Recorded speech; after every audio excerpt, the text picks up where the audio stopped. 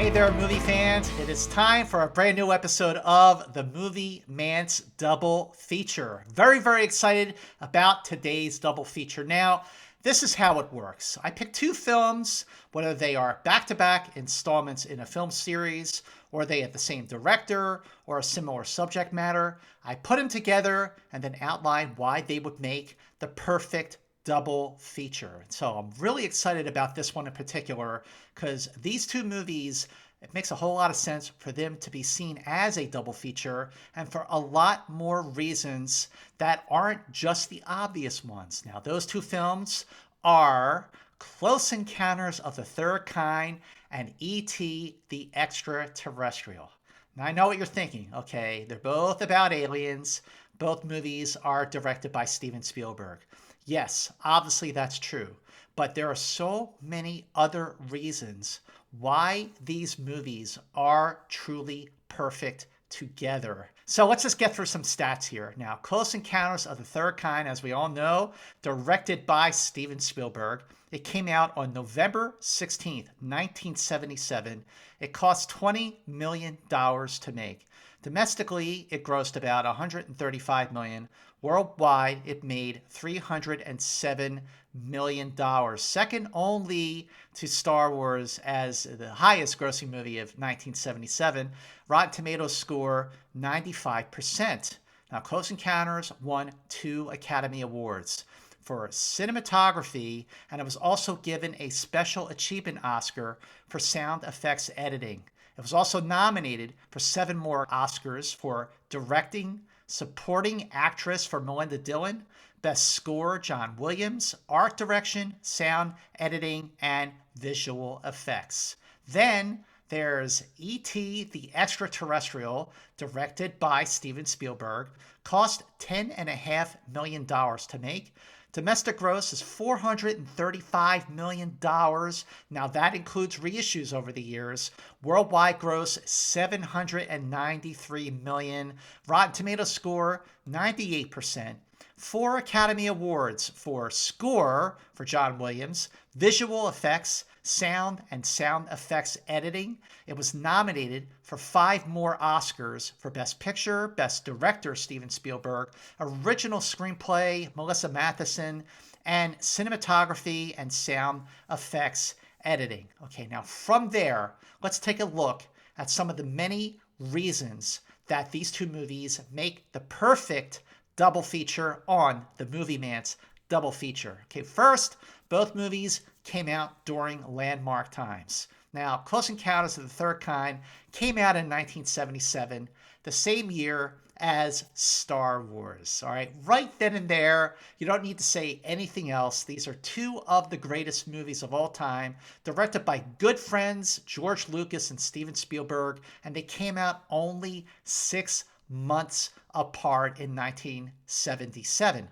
How do you top that? Well, how about 1982, June of 1982 to be exact? In 1 month, in addition to the release of E.T. on June 11th, you also had the releases of Poltergeist, Star Trek II, The Wrath of Khan, Blade Runner, and The Thing, which makes 1982 not only the best geek year ever, but June of 1982 the best geek month ever. And man, oh man, what a great month that was.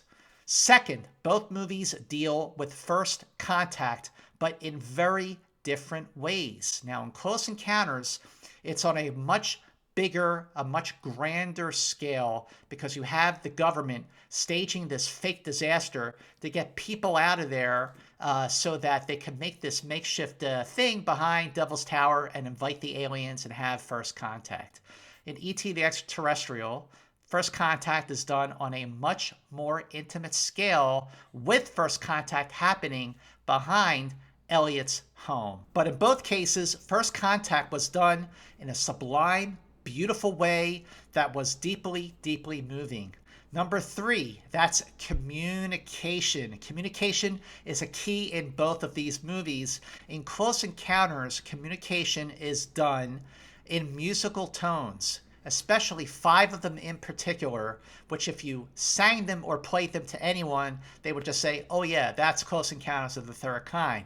But you also have the hand motion to go along with those notes. Now, communication is also a very big key in E.T. the Extra-Terrestrial, with Elliot literally teaching E.T. how to talk.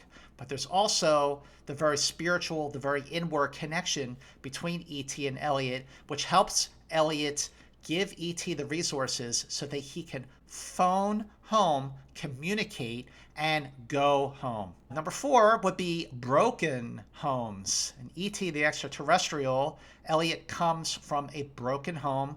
Father is gone. In Close Encounters of the Third Kind, when we first meet the Nearys, Roy and Ronnie and the 3 kids, it's not a broken home, but it's on its way. Ronnie Neary, played by Terry Garr, is nagging at Roy Neary, played by Richard Dreyfuss, who's not paying attention. It's clear that Roy Neary from the beginning is just not a good fit for this family, and we soon find that he's just not a good fit for the Earth, and he leaves his family.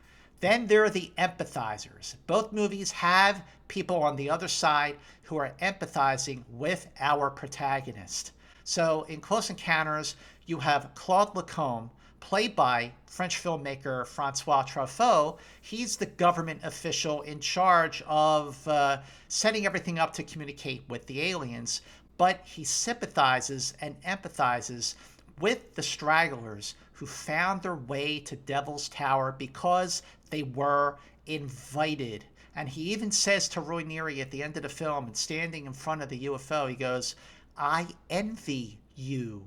Just cut to E.T. the Extra-Terrestrial, and you have the character who's known in the screenplay as Keys, because you only see his keys for the first half of the movie, played by Peter Coyote. And instead of being like this one-dimensional bad guy who just wants to take E.T. away, he says to Elliot, I've waited my whole life for this. And he is the only government official standing at the very end with Elliot's mom and Elliot's friends as E.T. goes off and goes home. So then you have childlike protagonists. So obviously, yes, E.T., Elliot's a young man.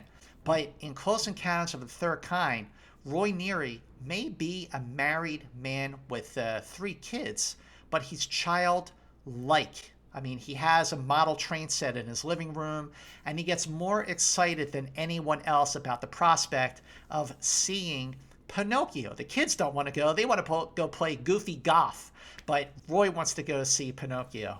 And after Roy comes home, after having his close encounter on the street, chasing the aliens when they go back up into the sky, he comes home and he's so exciting. He's like, Ronnie, and they were just like, whoosh. So it's just so exciting watching Richard Dreyfuss play childlike Roy Neary in this film.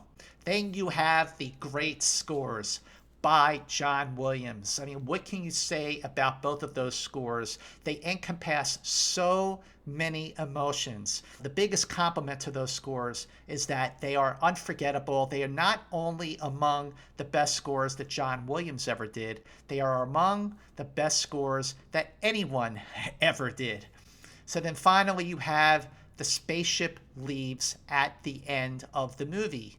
In the case of E.T., E.T. gets back on his ship and he goes away. The movie is over. It's a perfect fairy tale. But at the end of Close Encounters, it is Roy Neary who goes away after being invited and picked out among the other astronauts to go with them back to their home.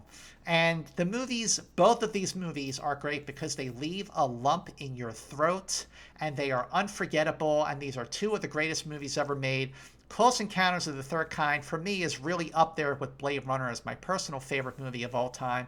I love it to pieces. So check out Close Encounters and then watch E.T. right afterwards if you really want an amazing cinematic experience right in your own home. Thank you for joining me on the Movie Mantz Double Feature. What 2 movies do you think would make the perfect double feature? Comment below. Let me know what you think. Hit me up on Twitter at MovieMantz. Let me know what you thought of today's episode of the Movie Mantz Double Feature. Please share this episode with your film friends. like this, and definitely please subscribe to my YouTube channel. Until the next episode of the Movie Mantz Double Feature, here's looking at you, kid.